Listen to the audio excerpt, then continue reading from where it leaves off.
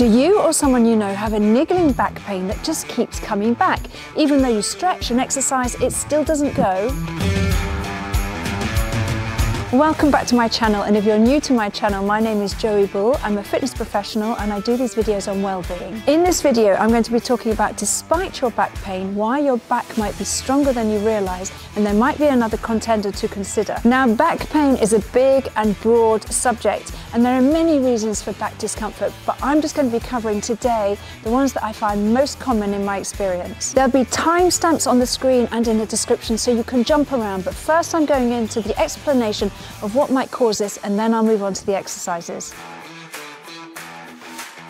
So you've been stretching, walking, doing Pilates for years, and you've still got back problems, and the pain has nearly become you. Back pain certainly doesn't have a cure for all solution. It could be that there's a previous injury, a previous condition, emotional overload, but if that isn't the case, it could just be a story of a lazy bum. Now, before you retort and say, "How dare you," and go to a sweeter person's verdict, I'm actually talking about neural signaling that's not making it to your backside, and it's called glute amnesia, and that was termed by a biomechanist, Dr. Stu McGill. So when we walk, there is a sequence of firing of the muscles, which means the muscle shortens to produce force. Now, the sequence for this is, for instance, if you stride forward with your right leg, the first thing that happens is the right hamstring fires, then the right glute, then the left lower back, then the right lower back, all day long. Or if you have glute amnesia, the lower back, in this case with the right leg going forward, the left part of the back fires first instead of third,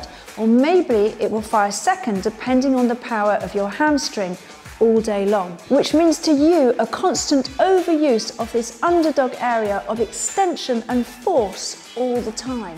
No wonder it's uncomfortable and painful. So it makes sense if you're sitting all day long or much of the day that you're going to end up feeling rather tight and weak here and long and loose here, despite what the backside looks like. In fact, it's easy to be deceived by a backside.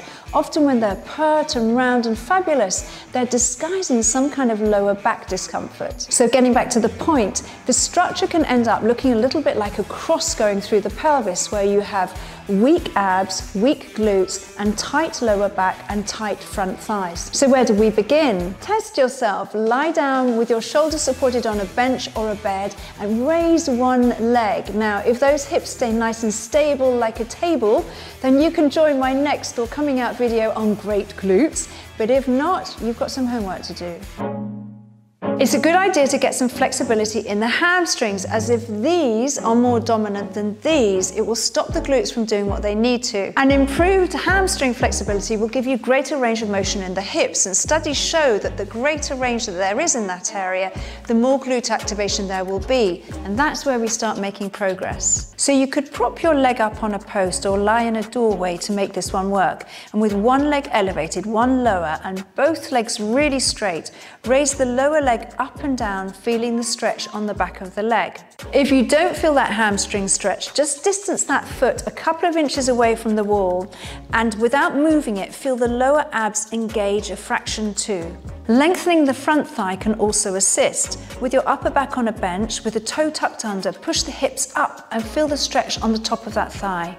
It can also be that the hip flexor is restricting motion in the pelvis, and if you're sitting all day, this is quite a possibility. Now, once all these sequences are corrected or in place, it would be much easier for the neural signal to get to the glute area and be used in more functional moves like walking. So now you can activate the glutes with slow hold bridge holds, hip hitches, and clam moves. So how long could it be before these muscles are involved in your posture and movement? Well, if they're just simply deactivated, that could be 4 weeks. But if it's a little bit more serious and more ongoing, it could be 4 months. Either way, just keep going with it so that you really recruit those muscles over time, and aim to do these exercises every day or 4 times a week. Then look out for my future video on great glutes, how to shape them, how to power them up, how to work them, and how a hormone imbalance can make a difference to the flatness and firmness. So that's it for today's video. I hope that it can save you time and give you some comfort. If you did enjoy today's video, please leave a like and subscribe to my channel as I upload every week. Goodbye, and I hope to see you in my next video.